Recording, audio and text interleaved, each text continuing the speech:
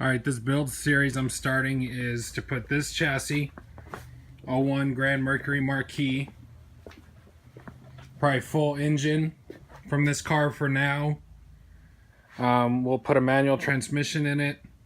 Go ahead and probably swap out the gears. Thinking about keeping a lot of the electrical, like the gauges and stuff, keeping the full computer system.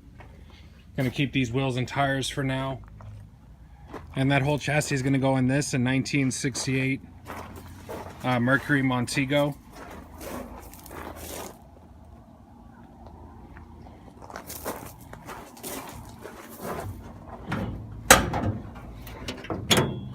Probably gonna go ahead and take out the whole inner fender well structure right here, and it'll just be the firewall and the body, and get rid of these front frame rails,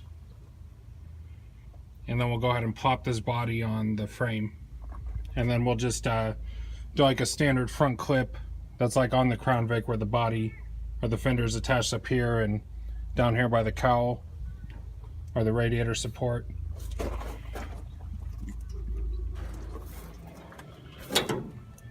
It has a 351 in it right now, just a whole bunch of mild performance stuff on it. Yeah, this thing over the years has been rode hard.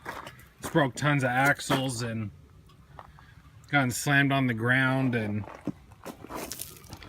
we've had to fix the front subframe by welding it.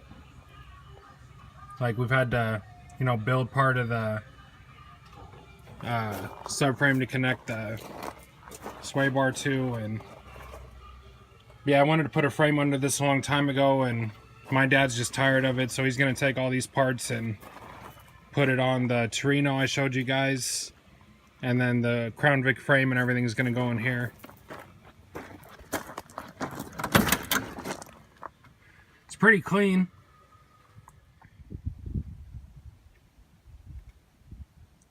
Alright, here's the '01 Mercury Grand Marquis LS. Picked it up for $500 the other day.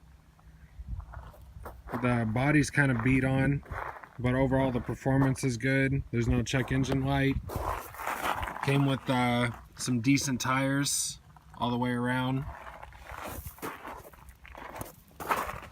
Wheels are pretty good. Got the door clicker.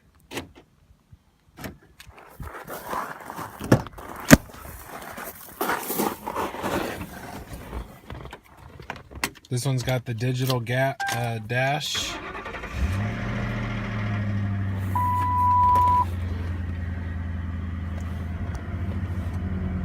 The AC and heater work. You can hear the compressor. When I got the car, it had a whole bunch of people's trash and bills in it. I still gotta clean it up. It's not in too bad a shape. But yeah, this is what I'm gonna use for the platform, for the frame to go into the Mercury Montego. So this thing's about to get gutted here pretty soon.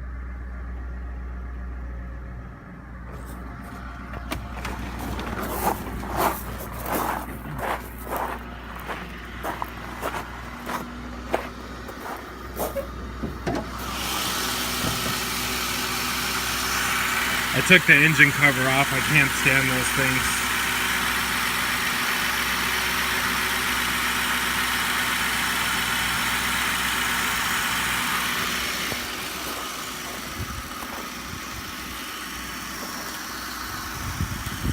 Only real problems is there's some real shake in the rear end. So I'm guessing one of the airbags or two are shot. So I'm about to take that apart and figure it out. And the alternator light's blinking, so probably the alternator's shot. Yeah, this is the LS. I don't know why someone tried to put a sticker over it. It's the '01, so it's a little bit more horsepower.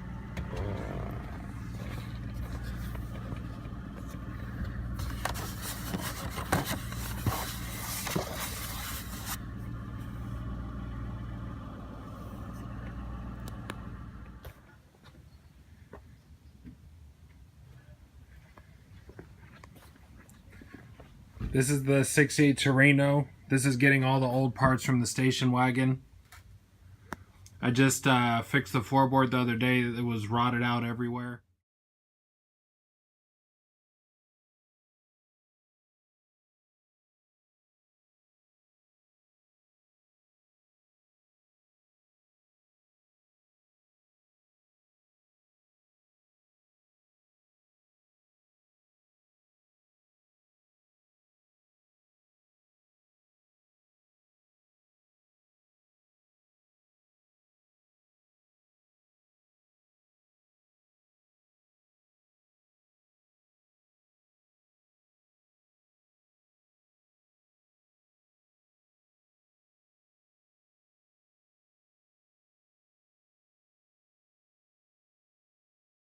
Again.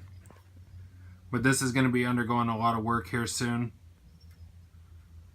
But yeah, all the old motor parts, a lot of the extra suspension stuff is going to go in this from the station wagon.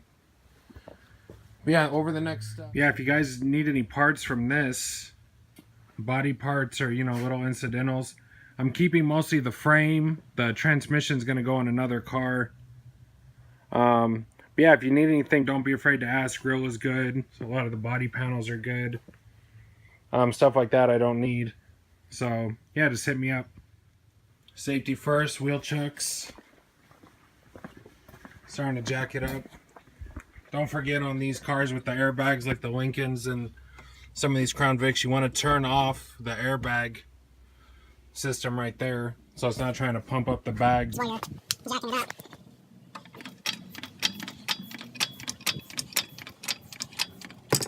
Well, I got underneath the car. As you can see, the first three numbers right there on the bottom, 355. So that definitely is the 355 axle ratio. The airbags don't really seem messed up. I mean, they're holding pressure.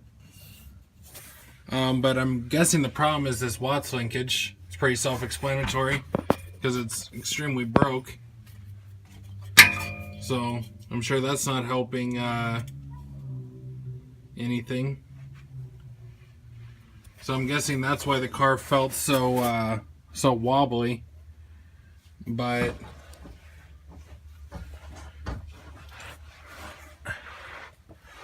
I still feel like there's something wrong with the airbags. Plus, I just want to put the coil springs in this anyways, probably.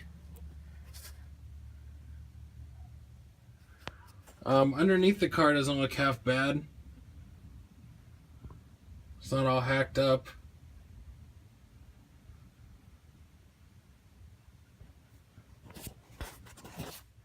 Yeah, I just noticed both of these are broke. Wasn't even paying attention. This is the first car I've ever had with the Watts linkage. And so there's that piece, and you can tell this one's snapped right there. That goes to the driver's side right here. And then there's the passenger side. Snapped right up here. So I'm not even sure how you do that. That doesn't seem easy to do. Yeah, here's a back part of a frame I cut out of my 97 Crown Vic. Yeah, it was hard to tell, but they basically look the same. I can't tell till the airbag's off, but it looked the same. So I'm guessing once I get the airbag off, I can throw the extra springs I have on. Here's the rear springs off my 97 Crown Victoria. These were a cop car, and I believe that they're going to be a little taller, maybe, with the police suspension. Not 100% sure, but I'm pretty sure this should go right under the Ep.1 Mercury Grand Marquis. Yeah, the airbags seem to be holding air okay. They are a little dry rotted, because right here is where it overlaps. So this will actually go push up inside, and you don't really see this part. And on my Lincoln, that's where they used to leak. So it's not really leaking right now, but that's definitely a leak, like, gonna happen really soon. And I don't know, I've done springs and airbags, and at the end of the day, I'm more of a coil spring person. You can see this Watts linkage.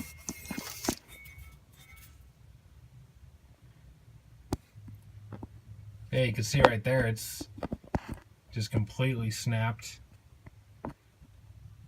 they're both snapped. It's crazy. All right, so I'm going to remove this airbag. I'm going to start where the airbag is. There's a pin that's up here where the airbag sticks through the top of the frame, and then you got to come in here and pull this pin out. Then you can get the airbag loose and take off the air solenoids and whatnot. But yeah, I don't know if I said before we do the frame swap, I just want to make sure everything's working good. And then I know exactly what's my fault from transferring the frame swap and what was a problem from before. Yeah, both shocks are completely blown. I'm not even trying.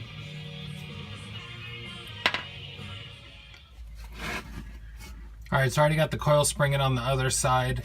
And I just noticed that the air ride sensor, see if I can get a better shot later, but the air ride sensor is connected to this Watts linkage. So since both Watts linkages were broke, it thought it was at a different ride height. So that explains why the bags are good and everything's good, but the air ride was acting weird. So we're going to come in here and pop this off the holder.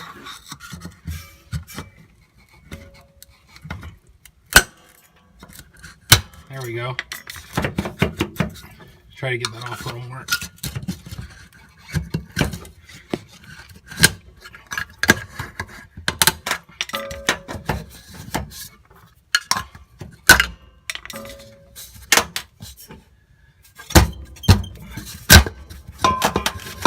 The spring should have came with it, but oh well.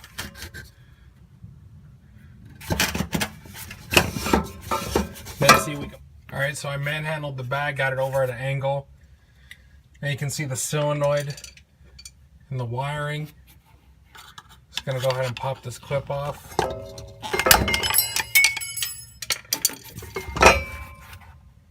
Now as you can see right there, there's a little channel, and you gotta twist this.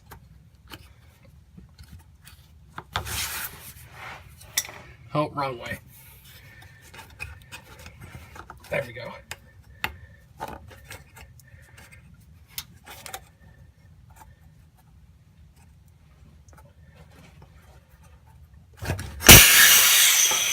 There we go. So we twisted it, popped it out. There's your solenoid. I'm probably just gonna, you know, leave these for now, and I'll worry about getting all that shit out when I get the body off the frame. But see right here, this is the driver's side. That's the 1 Watts linkage. There's the air ride sensor, and as you can see, the Watts linkage is broke. So the air ride sensor is literally not sensing the rear end height, and that's what was causing the airbags to probably be too low. But yeah, this is cool. I got to replace these Watts linkage, and I'm just happy to have the coil springs in because now I don't have to worry about it. But yeah, air shock's all out. I'll worry about the solenoids and the wiring later. Got the 1 coil spring in. This clip stayed in the car. The other one came out with the spring. This one somehow got a little bent up, and so I had to bend it back into shape, and I popped it back in. But you can see these airbags are good still, but they're notorious for cracking on these folds. So bada boom, bada bing. Yeah, see, these springs say tow on them, and these were off a 97 California Highway Patrol. And like I said, I'm pretty sure these are taller because that car sat like, almost seemed like 2 or 3 inches taller than most Crown Vics. I am missing the rubber isolators, so I need to get some new ones of those, but I'll just go ahead and throw these in for now and just call it one, and I can worry about those later. Yeah, you can see how higher it's sitting now with the cop car springs. Probably raised it a good 2 inches, but that's probably because the airbags are a little shot too. That'll be good for now. At least I won't be bottoming out and I don't have to worry about the airbags.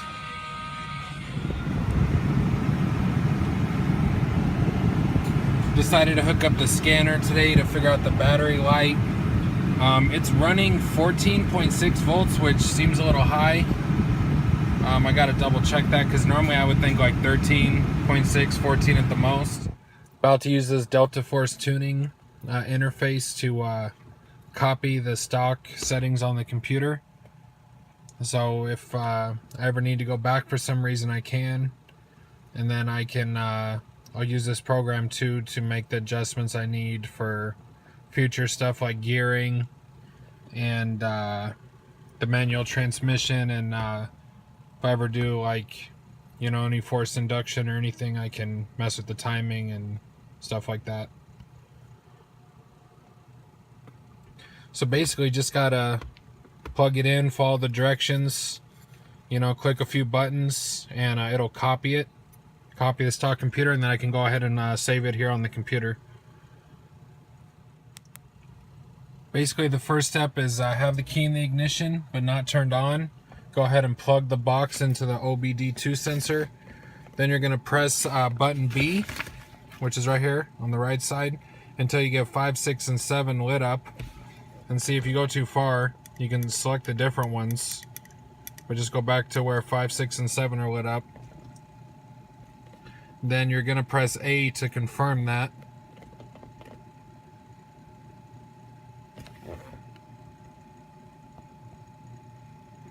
Then we're going to press A to confirm.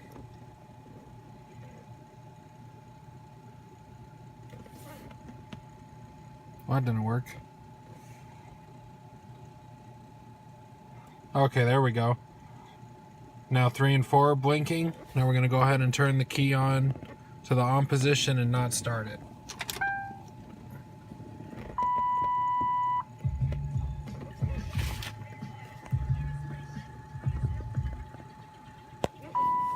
Okay, I went ahead and just did it again. I don't know why it didn't work the first time.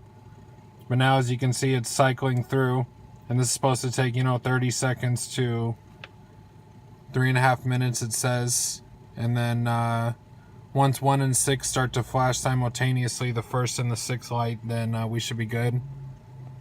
Can turn the car off, and then I'll be able to unload, upload this into the car. Or, I mean, upload the stock file into the computer.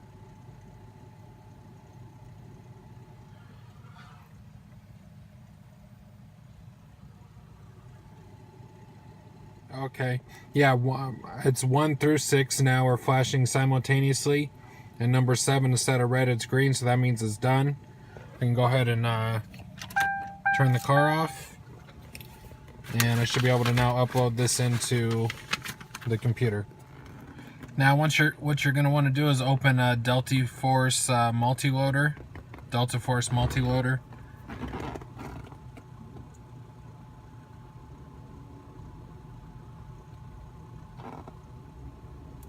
And there it is right there. Because, yeah, the only other stock file I had before was for the Mark 8, and I wrote it down right there. So it was CMA16. And before I downloaded it, that's what it said. So basically, once you save your stock file in the computer, you're good to go, and then you can just overwrite it with another stock file. So that's the 01 Mercury Marquis right there. And we are good to go.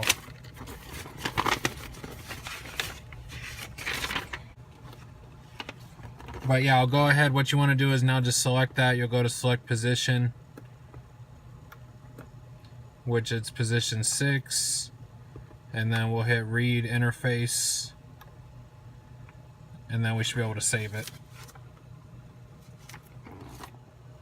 I had to click on it a little better. So once you hit read interface, and see right there, I have Mark 8 stock right now.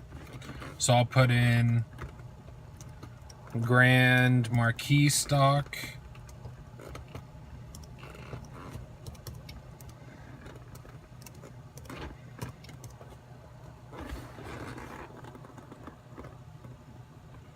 And it'll save that stock computer file. There we go, transferring to PC.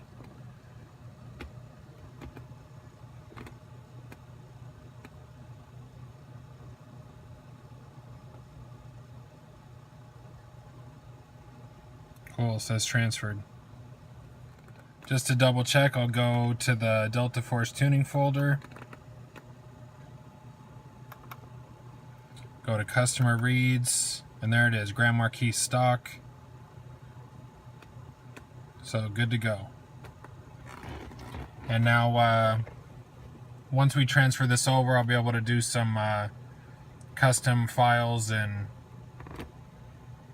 maybe turn security off or whatnot, I'm not sure.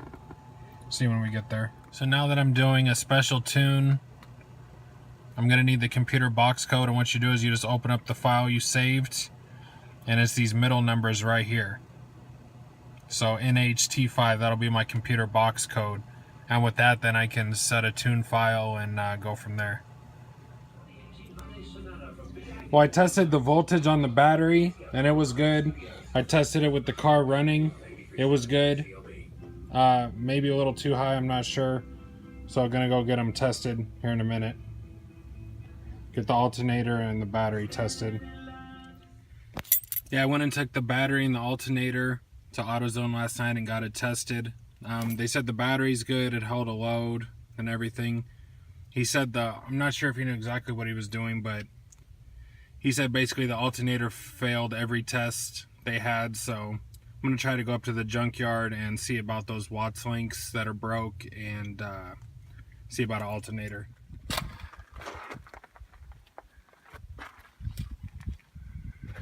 Yeah, I found a 99 here. It hood was jammed up super serious on it. I was able to get it off. Doesn't look like anything's been taken. So I'm gonna just try the alternator for this, or try the alternator from this one. The connections on this look closer to what's on the car. They're just backwards, so I'm guessing someone had the wrong alternator.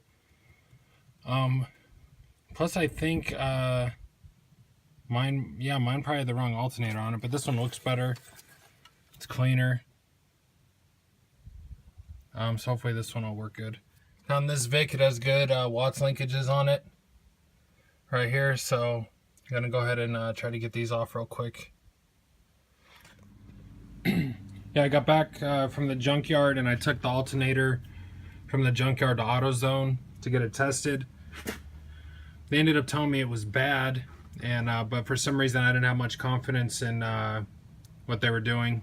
I don't know why, but I came home and went ahead and put the junkyard alternator on here, and my battery light went away. So even if it is a little bad, there's no warning light, and that's good enough for now, because at least I know that, like, you know, all this shit's working good. The headlight just went out of my truck though, and it turns out that they share the same bulb as a 99 F-150. So I'm gonna need to get this out. Yeah, it looked a little smaller, but it got both my headlights working.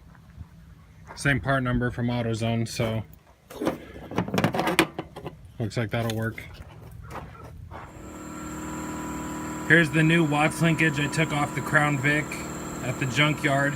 I'm starting to get the old linkage off right now. Here's part of the passenger side already.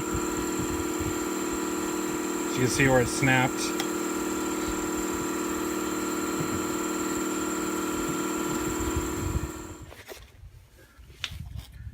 Alright, here's the old Watts link. You can see where it's broke. When I took off at the junkyard, I left the stud right here. This one, when I took it off, brought the stud with it. This other part that's broke. Here's the air ride sensor. Tells it what height it's at. So go ahead and get the stud out, put it back in, and then I can go ahead and put this one back in. And I'll probably just box this one later, because right now I just want to make sure everything works good, and can worry about doing performance upgrades later. Go ahead and I'm putting in the new Watts link from the junkyard right now. I got the stud off the old one. Kind of see it in there. Got the stud off the old one. I'm guessing it came with like a little bit of Loctite on it. I'm gonna just do no Loctite for now. I mean, I can always take it apart and put some on it later, just because people talk about those shearing off. So maybe just wait, and if it does shear, it'll be a little easier to get out. But yeah, I'll go ahead and put this on, and then I can test drive it, and hopefully all the problems will be fixed on it, and I'll be ready to start taking it apart. Well, it took a little convincing, but I got the new Watts links in. The other thing is the emergency brake cable seems to be broke or snapped on the driver's side. But I mean, that's not really much of my concern right now. I can always fix that later. So yeah, I'm just going to tighten this up. Tighten up this bad boy right here, and then go take it on a little test drive. And got the Watts links all up.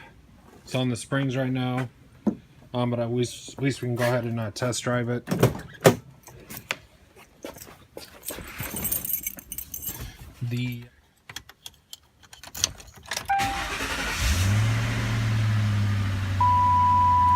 No more battery light, so that's good.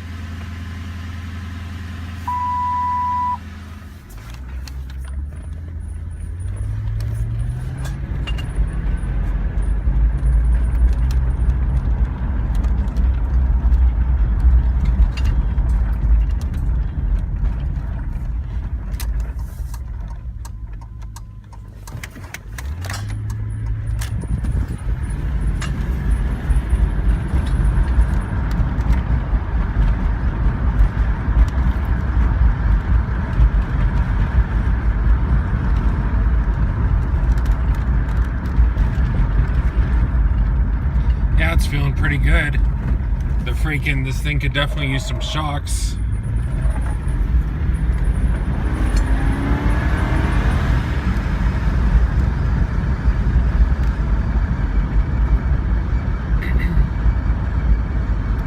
Other than that, it's feeling pretty good. Taking the last drive in this before it comes apart.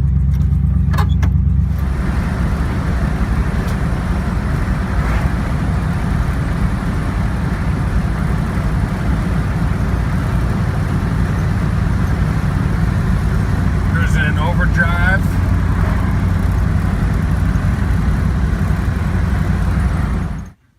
So here it is, the 68 Mercury Montego MX station wagon. It's being parked now, and it's going to start being taken apart.